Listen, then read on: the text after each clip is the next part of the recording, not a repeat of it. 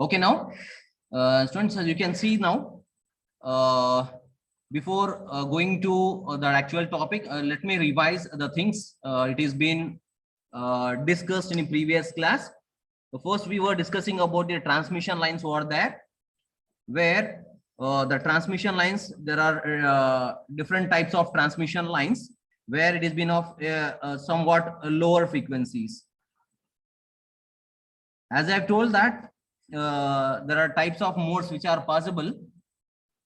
The TEM mode will not be propagating through in a waveguide, and I will be giving the clear idea regarding that in the next commencement of the class. I have said now today I am going to clear out all those basic things, why the propagation of TEM mode is being not possible using the waveguides. So meanwhile, if you feel any difficulty, please let me know, and you can put it in the chat box. I'm the people who are in waiting and keep on allowing them. Okay, I'll be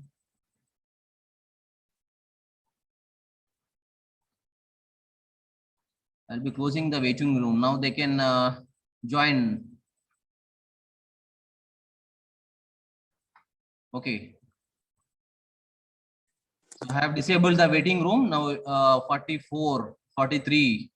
Yes, fine. Still they have to increase the number, and please you have to attend. I don't know why the previous semester also the staff member used to say that the strength was recorded very less during the online classes, especially for TR2. Why the reason, Andy? Why the reason?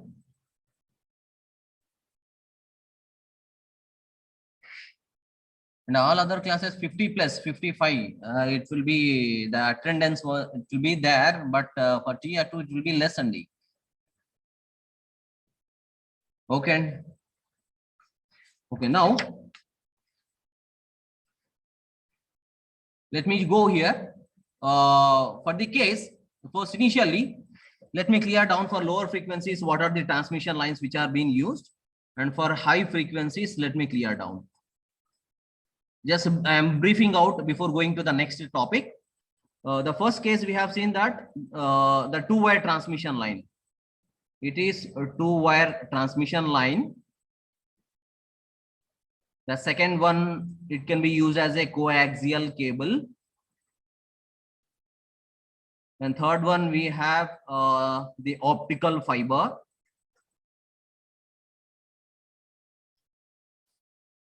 Can you able to see clearly the writings over here? Yes, sir. Okay, fine, Andy. So today I will be asking a few doubts or a few questions to other people also. You have to respond, Andy. The modes of propagation, especially while I discuss that with the examples I'm going to discuss, and you have to identify the type of mode of propagation after explanation. Then we have open wire transmission line.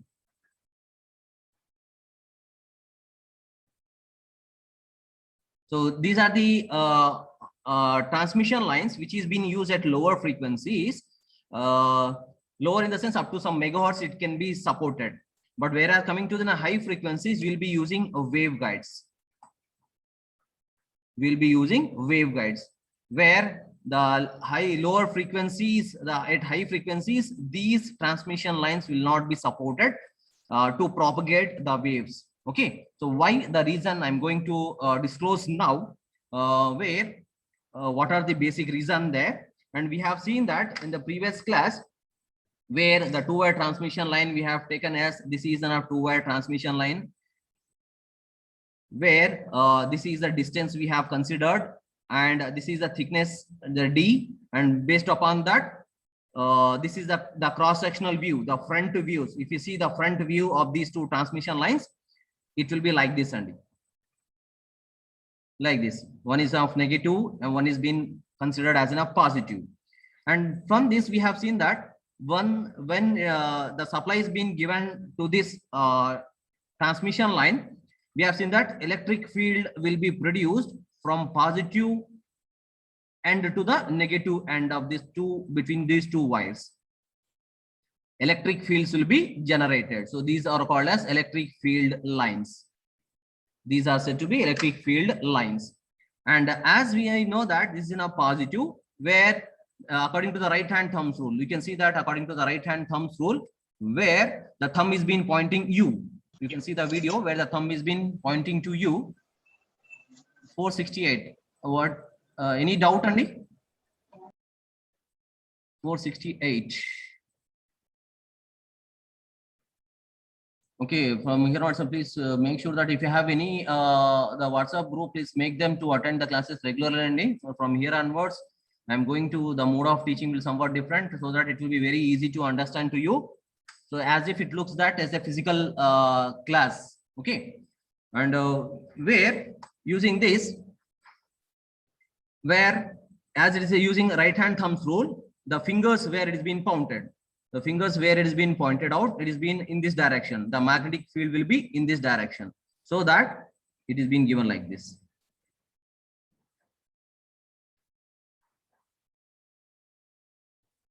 Like this, and the magnetic field, these are called as magnetic field lines. That's what I have explained in the previous class. And here it is being given as, whereas it is into this, so it is been negative, so that it is been into this. So if the thumb, if I point towards the paper, then it is been inside. Then according to this, the right hand thumbs rule, the magnetic field will be according to the fingers which is being pointed over here. Okay, so that this will be like the clockwise direction. So this will be in the clockwise direction. Okay, so this is how the magnetic field and electric field lines will be produced. And for the case of two-wire transmission lines, same. The second one we have gone for the coaxial cable. So where in the case of coaxial cable, it is center conductor. In the center conductor we have, and we have enough outer conductor. So this is the coaxial cable. So this is a center conductor. So this is enough inner conductor, you can see. So this is enough inner conductor. This is the outer conductor, and this is enough insulating material. Insulating material. Okay, insulating material between these two conductors.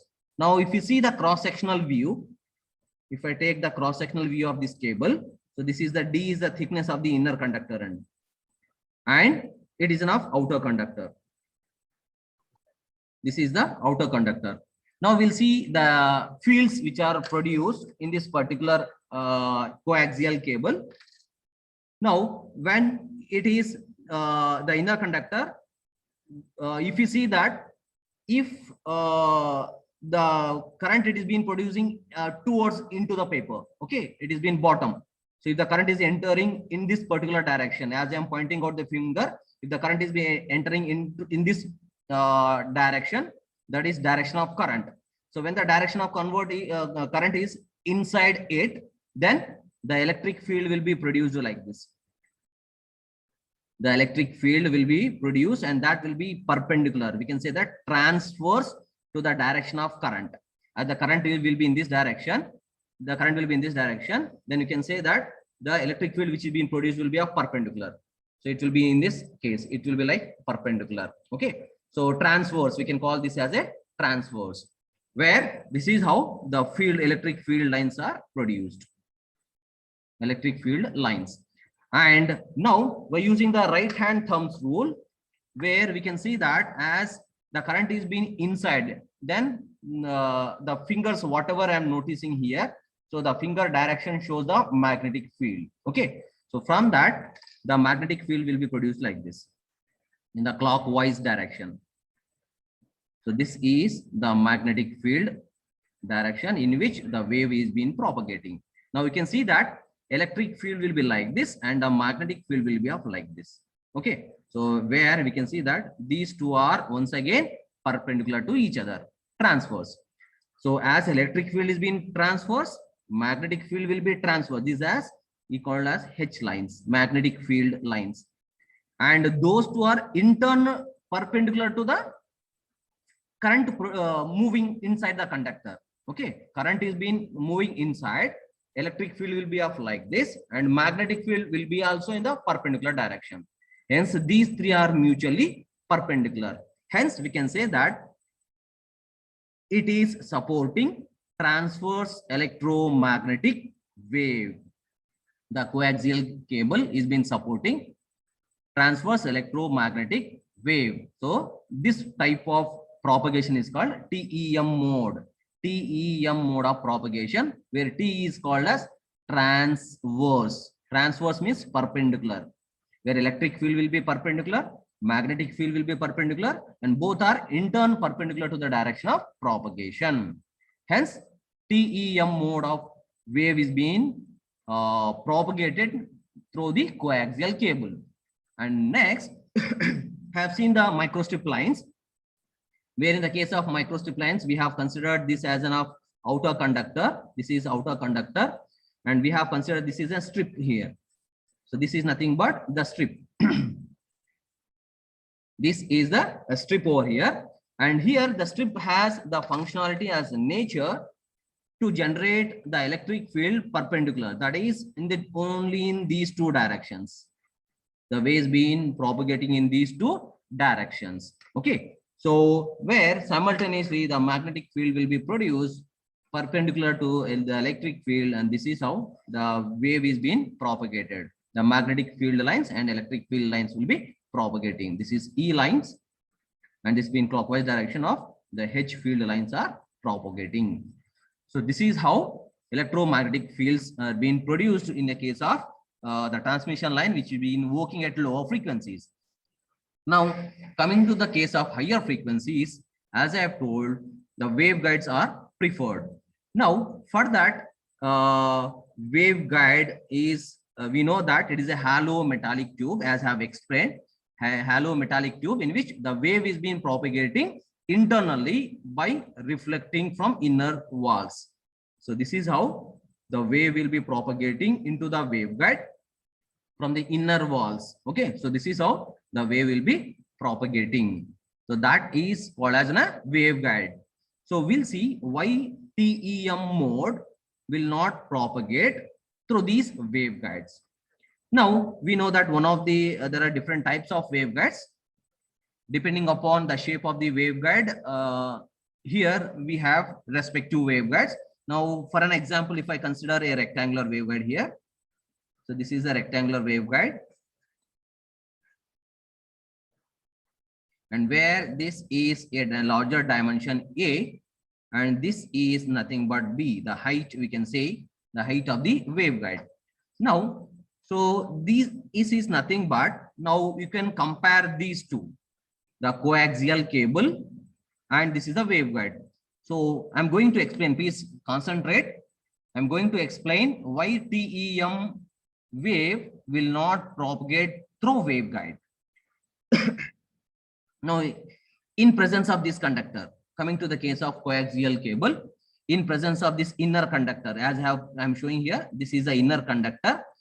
In presence of inner conductor, electric field will be produced, as I have shown by green lines over here. So E field will be produced.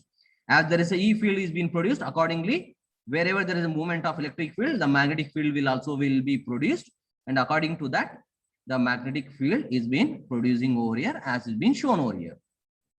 And now coming to the case, I am comparing this with the waveguide. Suppose if there is no inner conductor in the coaxial cable, then what happens? How it looks like? Now you can say that in the absence of inner conductor, it will look like this. We have insulating material and followed by outer conductor. See here, now inner conductor is not there. I have removed the inner conductor.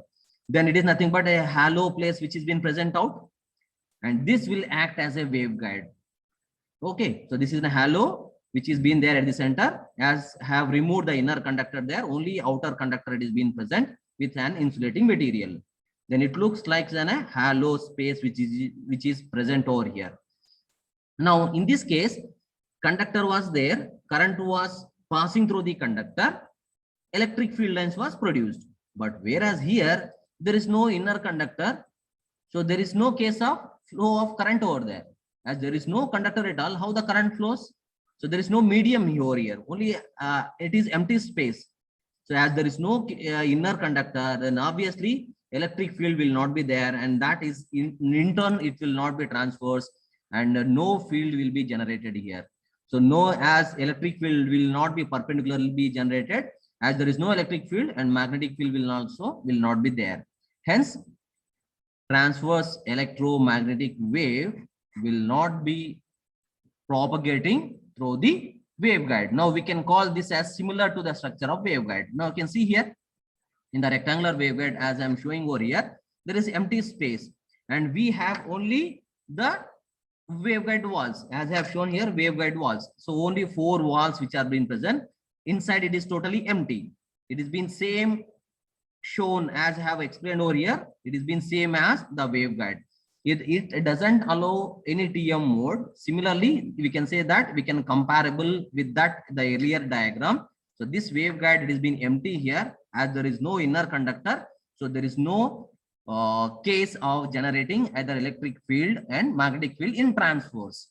Either it has modes. Either it can able to produce only electric field as transverse, or it can able to produce only the magnetic field as transverse. But both transverse together is not there. So both together existing of TEM wave through the waveguide will not be there. Either TE will be propagating or TM will be propagating. Hence, we can conclude from this discussion that electromagnetic wave will not be propagated through waveguide. Have you followed, Andy? You can put it in the chat box, your responses to what extent you have followed. Is that clear? Please let me know so that you can move confidently that you are able to follow this. The people, please don't move out. It's a very important topic I'm going to discuss. Is that okay? Fine and good. Good response. I'm very happy to listen to this. The most of you are concentrating on this topic, what we are going to discuss in the class. So please have enough patience, and as I do understand some of last hour, if people you keep on listening from morning, please you should have more patience to need to work out through online. So as much as possible, I will put my complete efforts to make the subject clear for you. Now, one more small topic I'm going to discuss. So we can say that where in this case, as I've told, why coaxial cable? Why coaxial cable is not supporting TEM waves? Okay, so in the sense, why it cannot be used at higher frequencies? As I've told that separate transmission lines. So it separate transmission lines, it is being used for lower frequencies. We used the cables. Okay, so we taking an example of a two-wire transmission line. So this cannot be used at high frequencies. High frequencies, it is not used. Coaxial cable, it is being not used at high frequencies. The two-wire transmission line and coaxial cable is not preferred at high frequencies. Why? Can anyone of you tell Nandi why it is being not preferred?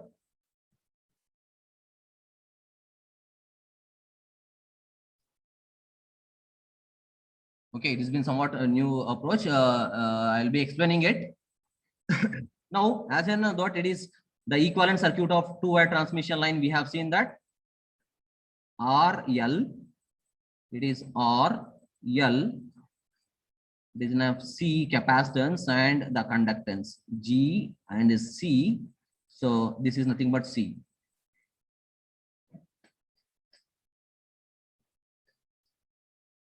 Now we can see that this is the equivalent circuit of two-wire transmission line, where now you can see what is the value of XL and XC. And can anyone of you tell XL and XC? Reactance of inductance and reactance of capacitance.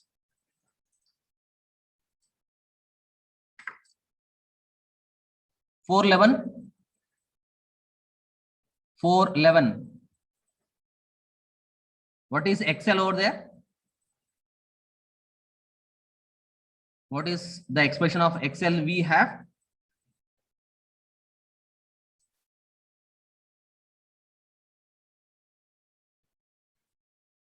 You might be having the idea about the 2 pi FL. Do you know this? Rule number 11. May I know what is your name? 411. Yes, sir. Yes, sir. Varsha. Varsha. Then you are not responding, and why?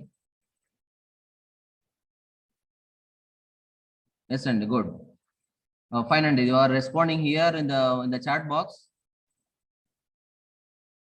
Please, there should be a to and fro so that we can understand that you are listening to that. Similarly, yes, they are responding, messaging me. Fine, Andy. We have 1 by 2 pi FC for the case of XC. Now, from these two cases, you can see that frequencies are inversely proportional to the 1 by L and 1 by C from these two diagrams. Now, as frequency, it has been less.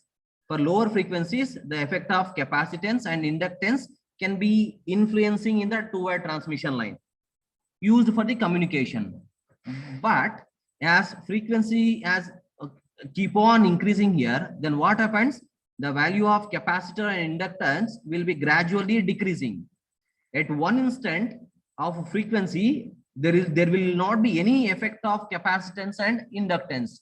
There is no influence. The values does not influence at all at certain frequency. Then what happens? The effect of capacitors and the inductors, whatever it is being used in the two-way transmission line, have no use at all. There is no effect of inductance and capacitance. Then it doesn't mean anything that if we use at high frequencies, these two-way transmission lines, it nowhere works out. Hence, this two-way transmission lines at lower frequencies, so where at higher frequencies, this is the reason why it is being not used. The effect of capacitors, inductors, and other parameters will not be influencing the operation or communication. So for analysis purpose, there is no influence of inductance and capacitance as you are seeing in this approach. Hence, these transmission lines cannot be used at high frequencies. So this is the reason why we'll not be preferring the same transmission lines at microwave frequencies, so that a new transmission line is being designed to work out at microwave frequencies. What is that, Annie? Which transmission line is used to work at microwave frequency? You can keep on put it in the chat box if you know that and answers. What are the examples, sir? Give me the example which is used as a transmission line at microwave frequency.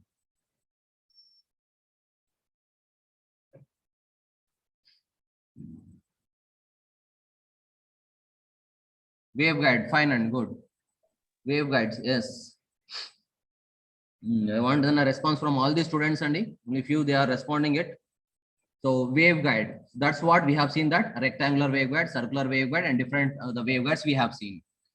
Okay, so this is how we are entering into the concept of waveguides. And being that the waveguide, we have seen about the rectangular waveguide initially.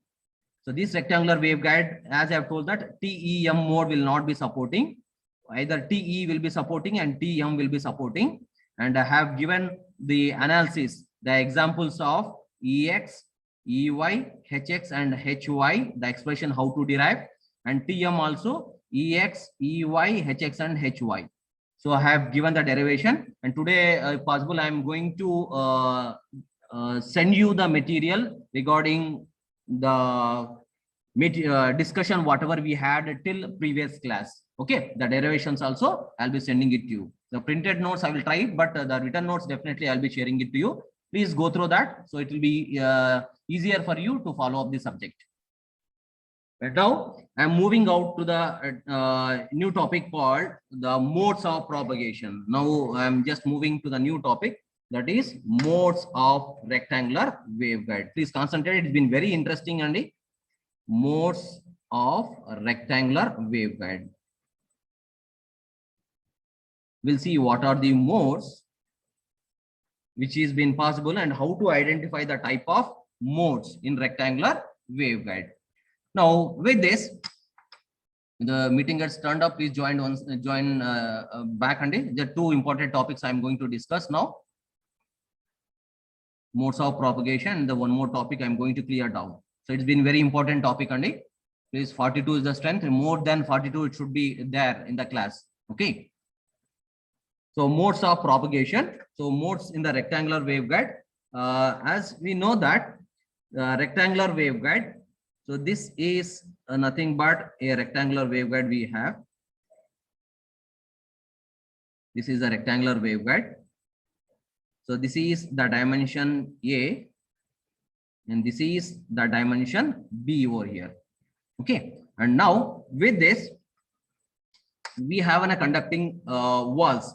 So this is nothing but the conducting walls of the top, and it is been at the bottom.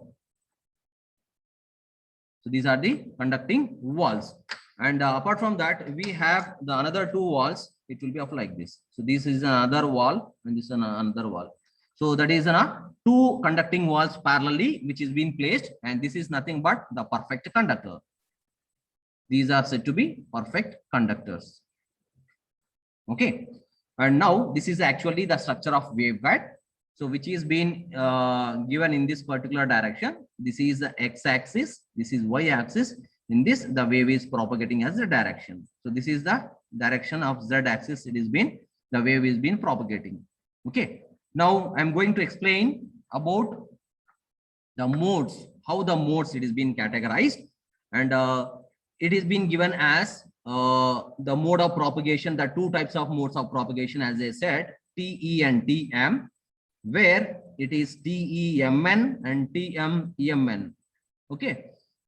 And where M and N, A is the dimension, broader dimension, B is the height of the waveguide, A is the broader dimension of the waveguide, M and N are the modes. Wherever it has been required, you feel comfortable to take the screenshots, you can take it, and modes of propagation. Modes of propagation. So M and N are considered to be modes of propagation. Now first we'll concentrate on TMN mode, then later on we'll discuss TMMN mode. For that, I'm going to consider first a basic rectangular waveguide. So please concentrate. If the concept is being clear for you, you can easily answer what is the type of mode. So this is nothing but, consider this is a rectangular waveguide. So this is the dimension A we have, and this is the dimension B we have, and where A, where the dimensions, this plays in a mode here, M, and this is N. So this is in a mode we can represent in along this, and N mode is been representing along the height of this waveguide. Now this is the waveguide propagation. It is in a X and it's been Y, and this is the Z direction. Okay, into the waveguide. Now let me first draw here.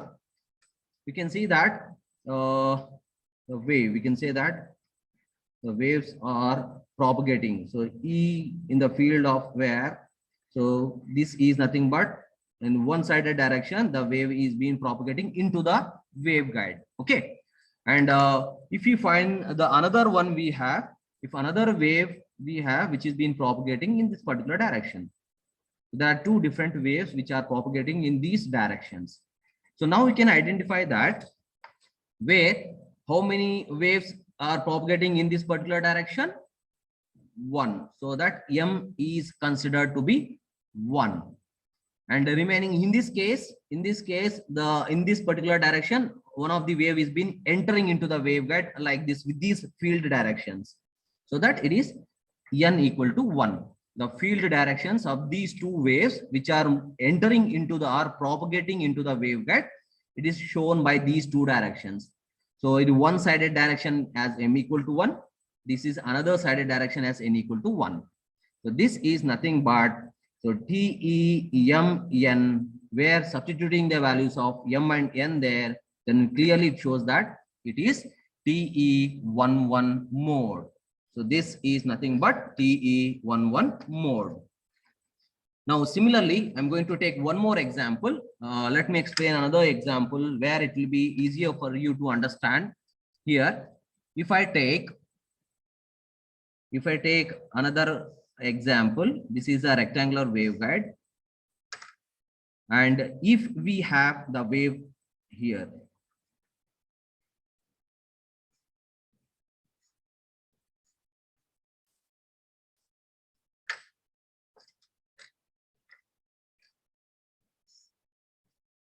now what is the mode of propagation? Please, you can put it in the chat box, Andy. So that I can. TE21, sir. TE21. TE21. Okay, any other response, Andy?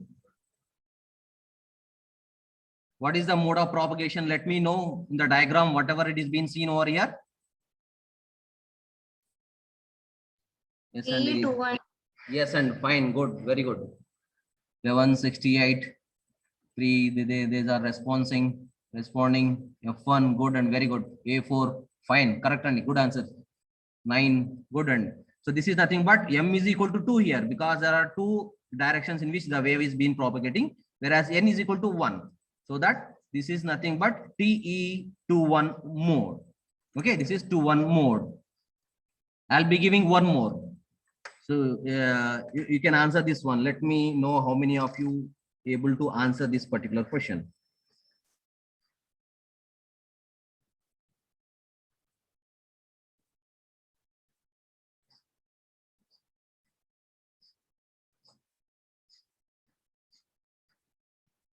Okay. Let me know how many could able to answer this question. What is the mode of propagation of this particular waveguide?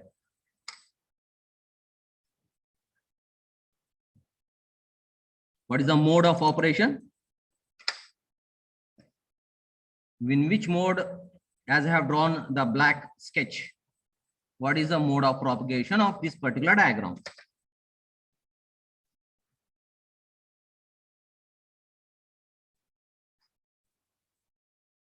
TE30, sir. TE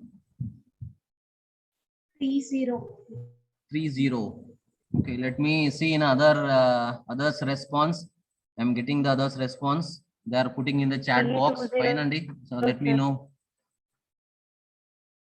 T20. The previous one is missing. T20. Few answers are m equal to 3, but give in a mode directly. Don't give the values of m and n. I want the mode of propagation. What is the mode of propagation there?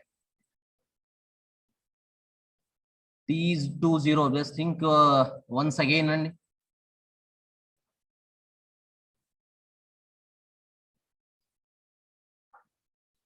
T20. Any other response?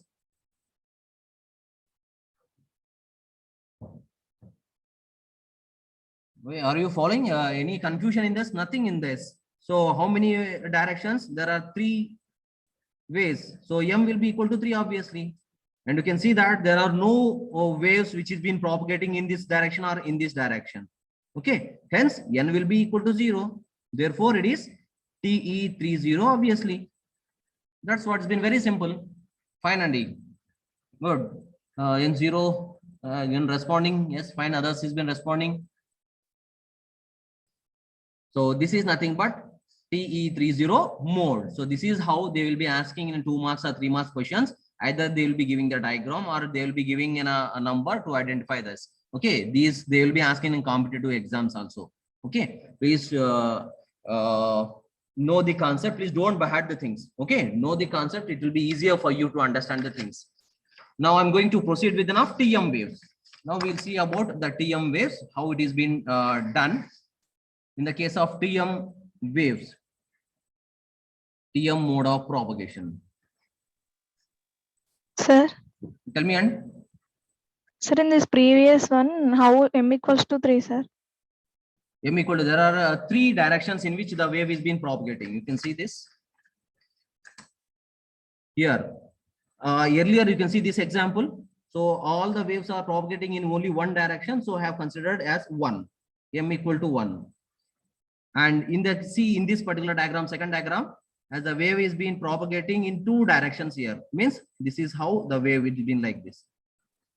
The wave is being